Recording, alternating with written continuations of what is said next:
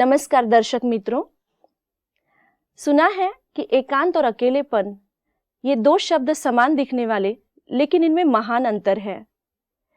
एकांत में शांति है, अकेलेपन में घबराहट है। अकेलेपन ये बाहर की जर्नी है, तो एकांत ये हमारी आंतरिक यात्रा है। मनुष्य ने बाहर से बहुत सारे आविष्कार कर लिए हैं, लेकिन एकांत की ये अंदर की यात्रा खोजने के लिए हम एक नया प्रोग्राम आपके समक्ष लेकर आ रहे हैं, जिसका नाम है the secret of ultimate living. और इस प्रोग्राम में मैं आप सबका बहुत बहुत स्वागत करती हूँ। इस प्रोग्राम में हमारी जर्नी में साथ देने के लिए डॉक्टर सचिन परब जी हमारे साथ होंगे, हमारा पूरा मार्गदर्शन करेंगे। मैं डॉक्टर सचिन जी का बहुत बहुत तहे दिल से स्वागत करती हूँ। Thank you. डॉक्टर सचिन, इन्होंने अपनी मेडिकल पढ़ाई MBBS पूरा किया और उसके पश्चात फार्मास्यूटिकल कंपनी में एक रिसर्च कंसल्टेंट के रूप में आप कार्यरत हैं। आप एक बहुत अच्छे काउंसलर हैं और साथ साथ कॉर्पोरेट ट्रेनर भी हैं। विशेष बात यह है कि पिछले 21 वर्षों से आप राजयोगा का अभ्यास कर रहे हैं और 20 वर्षों से आप व्यसन मुक्ति पर, डी एडिक्शन पर बहुत ही गहराई से आपने उसका रिसर्च करते हुए पूरे भारत देश के अंदर अलग अलग राज्यों में जाकर 7,500 ट्रेनर्स को आपने ट्रेनिंग दी है। 10,000 लोगों तक आप पहुंचकर उनके जीवन में रोशनी भरने का बहुत बड़ा कार्य आपने किया है और आपके इसी कार्य की सराहना के लिए महाराष्ट्र गवर्नमेंट ने आपको पुरस्कारों से सम्मानित किया है। तो इस तरह से बहुआयामी व्यक्तित्व हमारे साथ है। हमारा मार्गदर्शन करने के लिए मैं फिर से आपकी ओर से भी इनका फिर से स्वागत करती हूँ। नमस्ते। नमस्ते।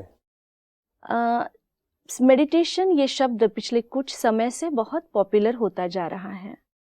हिंदुइज्म और बौद्धिज्म में मेडिटेशन एक ट्रेडिशनल प्रैक्टिस थी, लेकिन क्यों अभी इन्हीं दिनों में पिछले कुछ टाइम से ही मेडिटेशन ये शब्द इतना क्यों पॉपुलर हो रहा है, या तो हम कहेंगे कि इसकी ज़रूरत इतनी क्यों महसूस हो रही है? आपने ठीक कहा, जो शब्द ज़रूरत इसकी क्यों महसूस हो रही है। हम कहते हैं कि आवश्यकता आविष्कार की जननी है। Necessity is the mother of invention. इसका मतलब लोग अभी जितनी भी उपचार पद्धति है उसमें से लोग अभी महसूस कर रहे हैं कि कुछ हमको नया चाहिए जो कि हमारे बीमारियों में केवल रिलीफ ही न दे लेकिन उनको जड़ से दूर करे। तो इस तरफ पूरे विश्व का ध्यान जा रहा है। इवन जो देश मेडिटेशन को या इन पद्धतियों को इतना नहीं मानते थे, हमारा जो पश्चिमी देश है जैसे अमेरिका, यूरोप है, वहाँ पर इसका स्वीकार बढ़ने लगा है। अमेरिका जैसे प्रगत देश के अंदर CAM माना कॉम्प्लीमेंट्री एंड अल्टरनेटिव मेडिसिन के लिए बजट्स निर्धारित किया गया है। ये हमको यही दर्शाता है कि ये पद्धतियाँ है, फिर वो मेडिटेशन हो, योग हो, इसकी नितांत आवश्यकता है और केवल आवश्यकता नहीं, ये रिजल्ट्स दे रहे हैं। इसके लिए ये पॉपुलर बढ़ते जा रहा है। और दूसरी तरफ हम एलोपैथी में, जो कि सबसे ज़्यादा इस्तेमाल की जाने वाली पद्धत है, जिसमें हम देख रहे हैं कि दवाइयाँ तो है, पर अभी जैसे हमारे सामने उसमें भी प्रश्न है कि जैसे एंटीबायोटिक्स है, तो एंटीबायोटिक्स के अंदर रेजिस्टेंस आता जा रहा है, माना दवाइयाँ काम नहीं कर रहे जितना चाहिए उतना, या फिर हम ऐसे कहें कि ऐसे बैक्टीरियाज या वायरसेस तैयार हो रहे हैं जो दवाइयों को रिस्पॉन्ड नहीं कर रहे हैं। तो ये भी एक चैलेंज है। तो एक तरफ ये है कि there are limitations of allopathy, जो सबसे ज़्यादा इस्तेमाल की जाने वाली पद्धति है, उसके कुछ लिमिटेशंस है, जैसे कि लाइफस्टाइल डिसऑर्डर्स है। लाइफस्टाइल डिसऑर्डर्स माना जिसमें हार्ट की बीमारी है, या कैंसर है, या स्ट्रोक है, या जॉइंट्स के प्रॉब्लम है। तो अभी जॉइंट्स का प्रॉब्लम है, ऑस्टियोआर्थराइटिस। भारत में ऑस्टियोआर्थराइटिस नंबर 1 है, इट्स नॉट द डायबिटीज जिसके बारे में बताया जाता है। तो घुटनों का दर्द है, तो इसमें ऑप्शन जो एलोपैथी के पास वो क्या है? पेन किलर्स है, माना दर्द को दूर करने वाली दवाई। अभी ये दवाइयाँ हम ज़्यादा इस्तेमाल नहीं कर सकते क्योंकि इनसे एसिडिटी होता है, वजन बढ़ता है और गलत रूप से गलत डोज में लिया जाए तो इससे किडनी के ऊपर भी असर पड़ता है। मैं खुद एक एलोपैथिक डॉक्टर हूँ, लेकिन हम देख रहे हैं कि हमको इसको बहुत कम मात्रा में इस्तेमाल करना पड़ता है। तो उसमें लाइफस्टाइल मॉडिफिकेशन, माना आपको अपनी जीवन पद्धति को बदलना ही पड़ता है, जिसमें आपको वजन कम करना है, नियमित व्यायाम करना है और मन को पॉजिटिव रखना है। साथ में मेडिटेशन अगर करें तो हम हमारी जिंदगी बहुत अच्छी तरह से निभा सकते हैं। मतलब आपका कहना ये है कि मेडिटेशन ज़्यादा पॉपुलर होने का रीज़न है क्योंकि बीमारियों के लिए कहीं इंसान उसको एक अल्टरनेटिव पद्धति में उसको ढूंढ रहा है। अभी उसके ऊपर अच्छी तरह से रिसर्च हो रहा है, क्योंकि जमाना अभी साइंस का है, साइंस को लोग ज़्यादा मानते हैं। जी। तो लोग इसके ऊपर रिसर्च जैसे आ रहे हैं तैसे वैसे लोगों को एक्सेप्ट करना बढ़ता जा रहा है।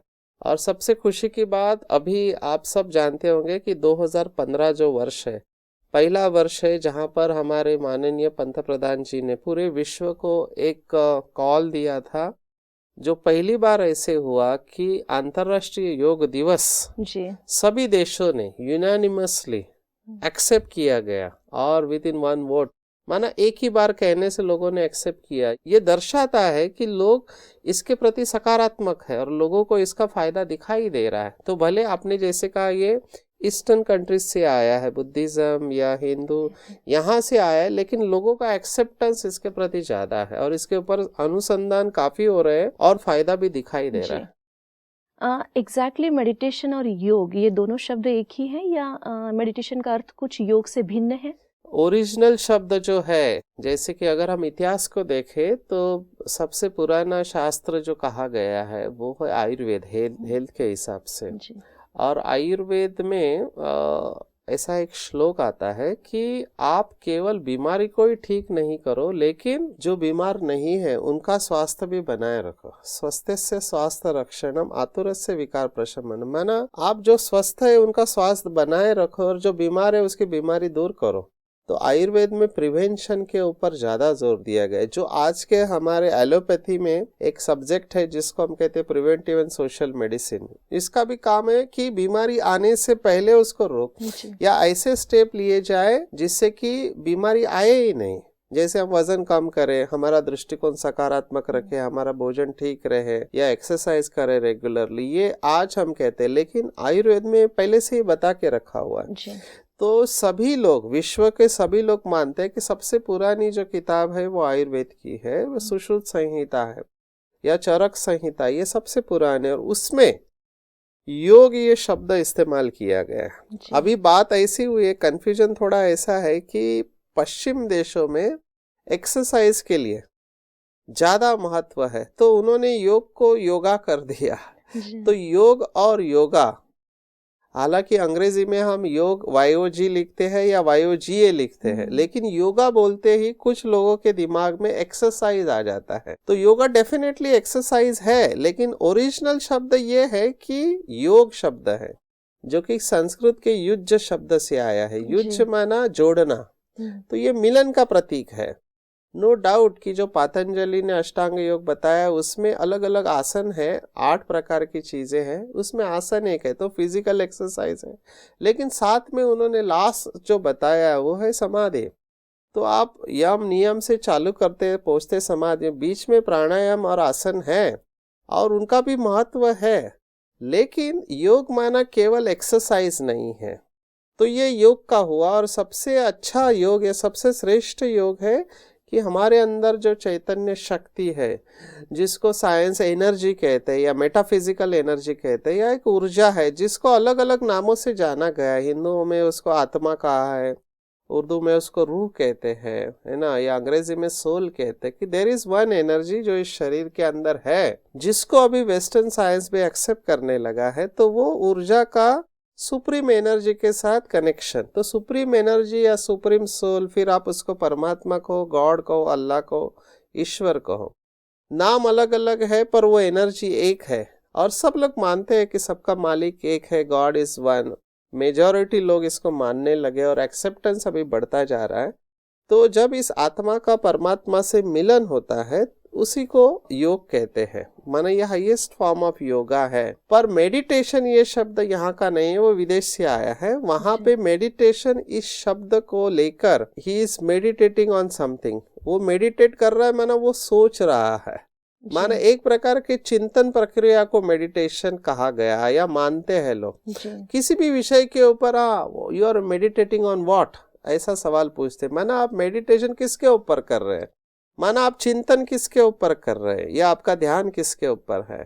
तो मेडिटेशन एक लैटिन वर्ड से आया है, जैसे हमारे मेजॉरिटी शब्द भारत में संस्कृत से आए हैं, रूट वर्ड जिसको कहते हैं, वैसे मेडिटेशन का रूट वर्ड है मेडेरी। मेडेरी माना हीलिंग, हीलिंग माना अंदर से ठीक होते जाना। तो मेडिटेशन का अर्थ यह है कि एक ऐसी प्रक्रिया है जिसका अभ्यास करने से हम अंदर से ठीक होने लगते हैं। तो ये दो अलग अलग शब्द हैं। मतलब एग्जैक्ट ट्रांसलेशन नहीं है, लेकिन उसको पर्यायी करके अभी यूज किया जा रहा है अभी के टाइम पर। आपने एक बात बताई कि हम सर्वोत्तम योग जो है वो हमारा उस सुप्रीम के साथ कनेक्ट होना है। तो बहुत सारे ऐसे लोग हैं लेकिन दुनिया के अंदर जो भगवान को नहीं मानते, लेकिन वो लोग मेडिटेशन करना पसंद करते हैं। तो क्या मेडिटेशन में भगवान को याद करना जरूरी है? मैं इसको ओपन रखूंगा कि कुछ नहीं करने से कुछ करना अच्छा है। आप कुछ नहीं कर रहे हैं तो उससे कुछ तो करना चालू करो। आप भगवान को मानो या नहीं मानो, लेकिन एक बात जरूर मैं बताना चाहूँगा, इस समय पृथ्वी पर जितने लोग हैं 600 करोड़ या 650 करोड़, उसमें से 70% लोग एक ऐसी शक्ति में विश्वास करते हैं जिसको आप गॉड कहो, अल्लाह कहो, ईश्वर कहो, या परमात्मा कहो, या सुप्रीम एनर्जी कहो। इवन साइंटिस्ट जो लॉजिकल, क्योंकि मेरा स्पेशलाइजेशन भी रिसर्च में है, तो हम प्रूफ को मानते हैं, हमको साइंटिफिक प्रूफ है। लेकिन अभी हम भी कुछ ऐसा सोचने लगे हैं कि क्रिएशन है, माना रचना है, माना रचयिता होना चाहिए। So creation implies that there is some creator. और हम अभी मानने लगे कि एक ऐसी सुप्रीम एनर्जी है जो इस पूरे विश्व को चला रही है। हमको उसके बारे में इतना नहीं पता है अच्छी तरह से, लेकिन हम ये मानते जरूर है कि एक एनर्जी है। मेजॉरिटी ऑफ साइंटिस्ट, तो 70% लोग इसमें विश्वास रखते हैं। बाकी जो 30% लोग हैं वो किसी को अगर नहीं मानते हैं, वो कहते हैं कि नेचर इज एवरीथिंग या प्रकृति ही सब कुछ है, तो वो एक बात जरूर मानते हैं, जैसे कि स्वामी विवेकानंद ने कहा कि सुप्रीम एनर्जी बाद में आते, लेकिन अगर आप खुद को मानते हो, अगर आप खुद के ऊपर विश्वास करते हो, तो ये भी बड़ी बात है, क्योंकि जब तक आप खुद को नहीं जानते तब तक खुदा को नहीं जान सकते। कहीं ये मान के चलना है, और अगर नहीं भी मानते हैं फिर भी हम मेडिटेशन तो कर ही सकते हैं। अभी मतलब मैंने सुना हुआ है कि दुनिया में बहुत सारे टाइप के मेडिटेशन हैं, एग्जिस्ट है।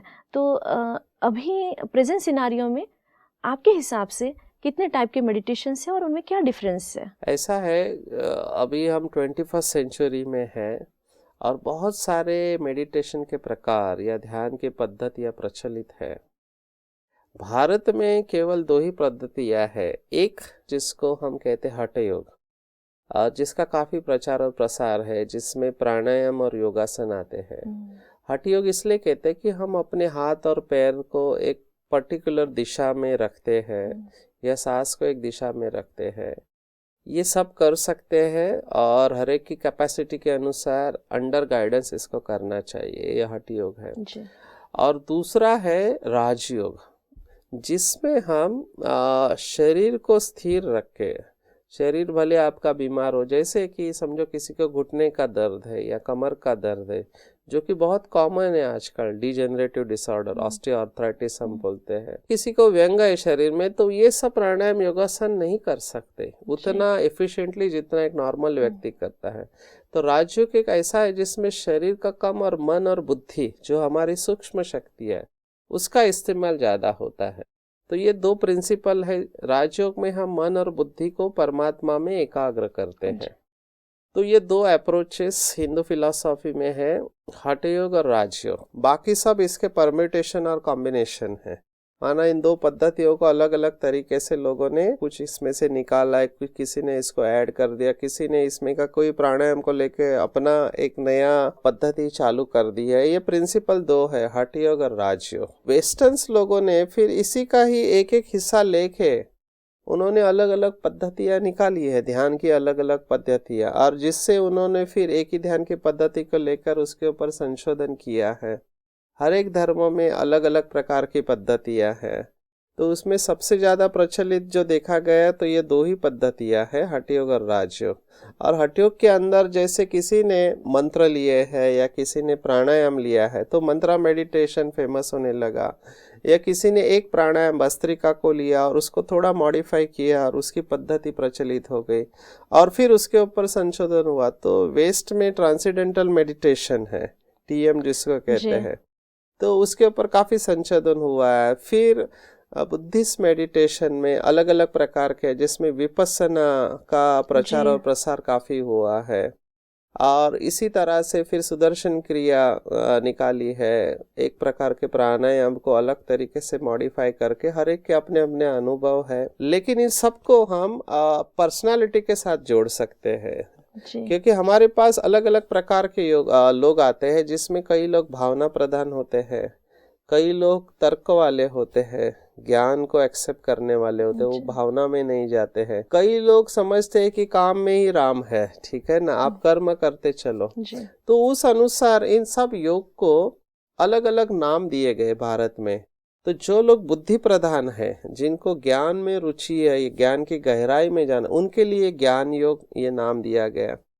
जिनके अंदर प्यार है, इमोशंस है, भावनाएं है परमात्मा के प्रति, वो भक्ति योग में चले गए। जिनको केवल काम में ही अपने को बिजी रखना अच्छा लगता है, फिर कोई भी कर्म हो, तो उन्होंने कर्म योग नाम दिया है। हमारी इच्छा शक्ति सबसे बड़ी है, अगर इच्छा है तो इंसान चाहे तो कुछ भी बदल सकता है। फिर हमको भगवान को याद करने की ज़रूरत क्यों है, या उसकी ज़रूरत है भी या नहीं? ये बहुत अच्छा सवाल है। साइंस और स्पिरिचुअलिटी या विज्ञान और अध्यात्म, ये दोनों का देखने का नज़रिया हमको समझना पड़ेगा। साइंस ये मानता है कि कुछ चीज़ें हैं जिनको हम जानते हैं और कुछ चीज़ें हैं जिनको हम नहीं जानते। तो जिनको हम नहीं जानते उनको हम ढूंढ सकते हैं, ये साइंस का बिलीफ है, ये मान्यता है। So there are only two things, known and unknown.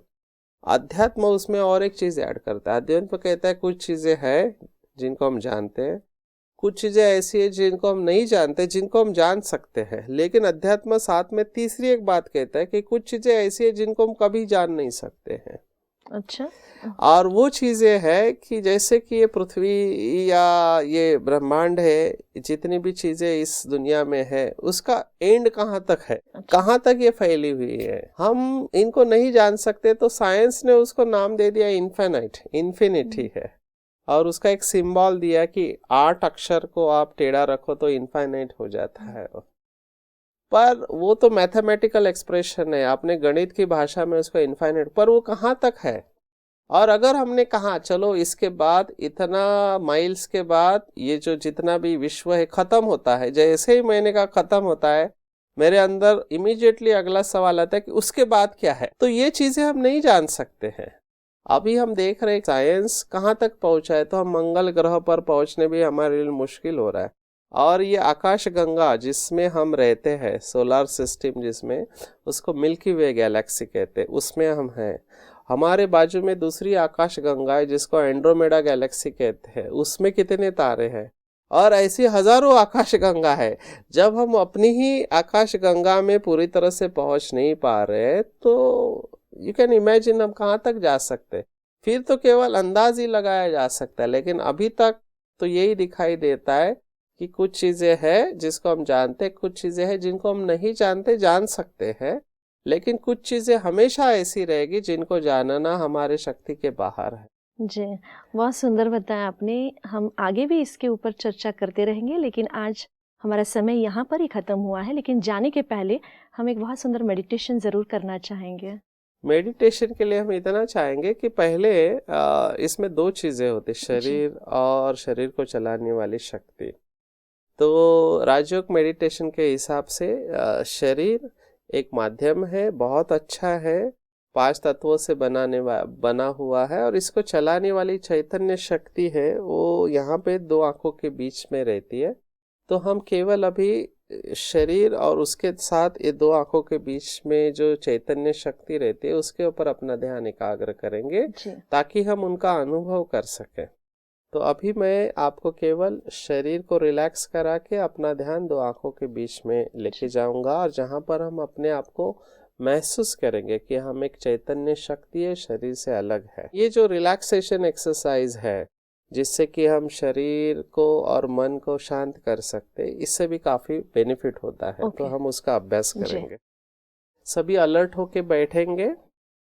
अगर आप कोई महत्वपूर्ण कार्य कर रहे हैं, जैसे आप गैस के पास है, सिगड़ी के पास है, या प्रेस कर रहे हैं, या टेलीफोन है, या इलेक्ट्रिक मशीन है, तो आप कृपया उससे स्विच ऑफ करें ताकि कोई अनहोनी न हो और आप पूरी तरह से एकाग्र होकर इसका अभ्यास कर सके। आप अपने आप को ऐसे स्थान पर बिठा के रखें जहां आपको डिस्टरबेंस कम हो, और अगले कुछ मिनटों के लिए आप इन शब्दों के ऊपर अपना ध्यान एकाग्र करेंगे। स्वयं को बिल्कुल हल्का छोड़ देंगे। अपने चारों तरफ जो भी प्रकंपन है उसके प्रति जागरूक हो जाएंगे, और उन सभी प्रकंपनों को जागरूक से एक्सेप्ट करेंगे, परंतु उससे प्रभावित नहीं होंगे। आपका ध्यान चारों तरफ से हटाकर संपूर्ण शरीर के ऊपर एकाग्र करेंगे। अपने आप को महसूस करेंगे कि सिर से लेके पांव के अंगूठे तक मेरे शरीर के अंदर कहाँ पर तनाव है, खिंचाव है,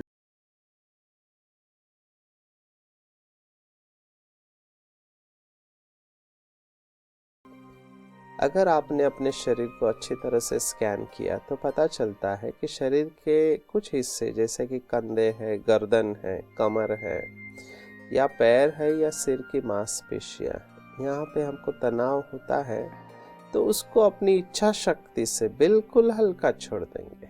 हल्का और रिलैक्स महसूस करेंगे। आपका पूरा शरीर हल्का होते जा रहा है, शांत और रिलैक्स। जैसे शरीर हल्का होते जा रहा है आपको बहुत अच्छा लग रहा है। आपकी आंखों की पलकें भी भारी होती जा रही हैं, और आप खोलने की कोशिश करते हैं फिर भी उसे खोल नहीं पा रहे हैं, और एक वेव ऑफ रिलैक्सेशन आपके पूरे शरीर में फैलता हुआ जा रहा है। आप बिल्कुल हल्के हैं और आपको बहुत अच्छा लग रहा है। अभी ध्यान अपना 2 आंखों के बीच में लेकर जाएंगे जहां एक तिलक लगाते हैं, और देखेंगे कि वहां पे एक सुंदर दिव्य प्रकाश ज्योति चमक रही है। ये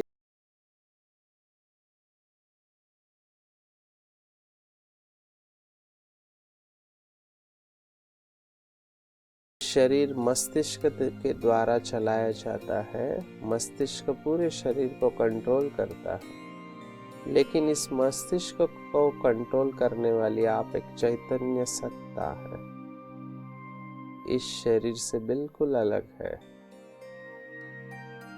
और आप बिल्कुल शांत स्वरूप है। शरीर भारी, आप बिल्कुल हल्के, आप बिल्कुल शांत।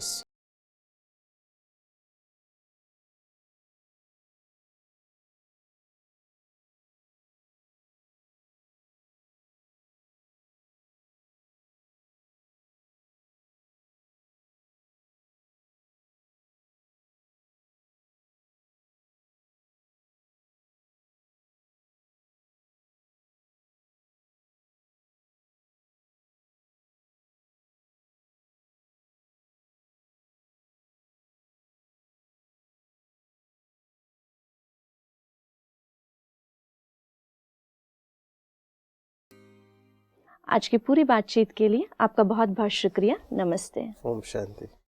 दोस्तों, आज की पूरी कड़ी में हमने ये जाना कि मेडिटेशन के कई प्रकार दुनिया में सिखाए जाते हैं। हठ योग और राजयोग ये मुख्य 2 प्रकार हैं, जिसके आधार से ही अनेक नए प्रकार के मेडिटेशंस बने हैं। ईस्टर्न साइंस से ही वेस्टर्न में मेडिटेशन प्रचलित हुआ है। मेडिटेशन का मुख्य हमारा उपयोग हमने देखा कि हमारे स्वास्थ्य के लिए, मानसिक या शारीरिक, इसके लिए लोगों को इसकी ज़रूरत महसूस होने लगी है। साइंस ऑफ मेडिटेशन पर हम आगे की कड़ी में भी चर्चा करेंगे। आपके कुछ प्रश्न होंगे तो आप हमें हमारे ईमेल एड्रेस या फ़ोन नंबर पर भेज सकते हैं। तब तक के लिए मुझे दीजिए इजाज़त। हम फिर से मिलेंगे अगले कड़ी में। नमस्ते।